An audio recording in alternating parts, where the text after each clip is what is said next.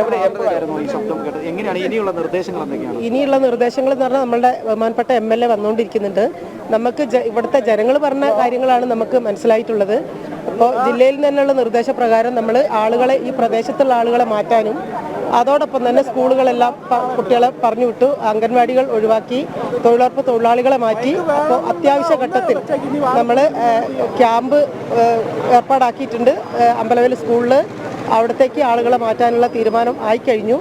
പിന്നെ സ്കൂളിൽ പോകാൻ താല്പര്യമില്ലാത്ത ആളുകളെ ബന്ധുവീടുകളിലേക്ക് ചെല്ലണമെന്നുള്ള നിർദ്ദേശം ജില്ലയിലെ ഫൈനൽ തീരുമാനം എന്തോ അതനുസരിച്ച് ചെയ്യും. ഏകദേശം എത്ര ചുറ്റുള്ള ആളുകൾക്കാണ് ഇപ്പം നിർദ്ദേശം ലഭിച്ചത്? ഈ ഏകദേശം 10 കിലോമീറ്ററോളം ഉള്ള ആളുകൾക്ക് ഇതിൻ്റെ ഈ ജർക്കിങ് സൗണ്ടും കേട്ടിട്ടുണ്ട്.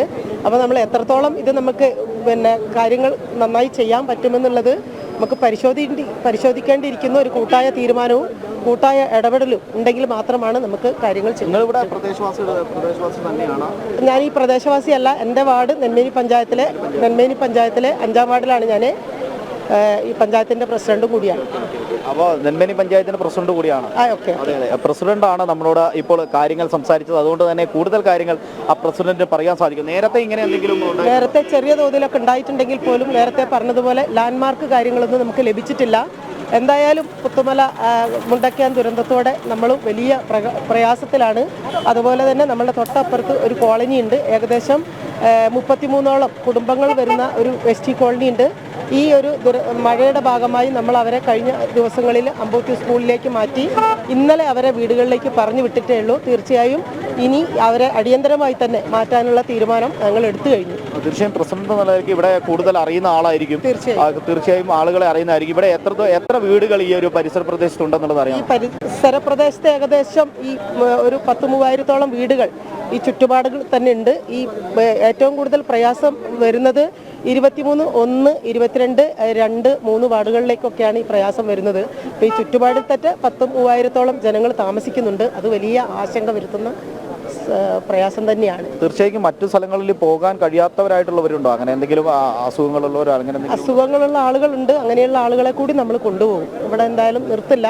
അസുഖങ്ങളുള്ള ആളുകളുണ്ടെങ്കിൽ നമ്മളെ ശ്രദ്ധയിൽപ്പെട്ടാൽ പ്രത്യേക സംവിധാനത്തോടെ അവരെ മാറ്റാനുള്ള തീരുമാനം എടുക്കും. ഇപ്പോൾ എന്താണ് നിർദ്ദേശം? പഞ്ചായത്തിന് എന്താണ് നിർദ്ദേശം ലഭിച്ചത്? പഞ്ചായത്തിനല്ല, നമ്മളിവിടെ നിൽക്കുന്ന സമയത്ത് റവന്യൂ, അതുപോലെ പോലീസ്, നമ്മളെ മെമ്പേഴ്സൊക്കെ അടങ്ങുന്ന സമയത്ത് നമുക്ക് ജില്ലയിൽ നിന്ന് ലഭിച്ചിട്ടുള്ള നിർദ്ദേശം എത്രയും പെട്ടെന്ന് സ്കൂളുകൾ അതുപോലെ മറ്റ് സ്ഥാപനങ്ങളിലുള്ള ആളുകളെ മാറ്റുക. പിന്നെ ആളുകളെ പ്രയാസപ്പെടുന്ന ആശങ്കയുള്ള ആളുകളെ എത്രയും പെട്ടെന്ന് അമ്പലവയൽ സ്കൂളിലേക്ക് മാറ്റുക. പിന്നെ ദുരിതാശ്വാസ ക്യാമ്പുകളിലേക്ക് പ്രയാസം അനുഭവപ്പെടുന്ന ആളുകളെ എത്തിക്കുക. കൂടാതെ അവരെ ബന്ധുവീടുകളിലേക്കും ചെല്ലണമെന്നുള്ള നിർദ്ദേശം തന്നെയാണ് കിട്ടിയത്.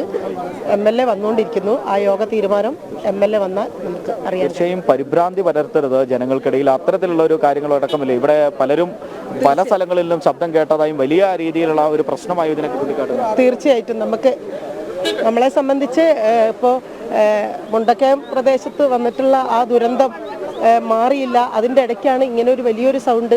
അത് നിസ്സാരമാണെങ്കിൽ പോലും ജനങ്ങളത് മുഖവിലേക്ക് എടുത്തുകൊണ്ട് തന്നെയാണ് ഈ പരിഭ്രാന്തി പറയുന്നത്.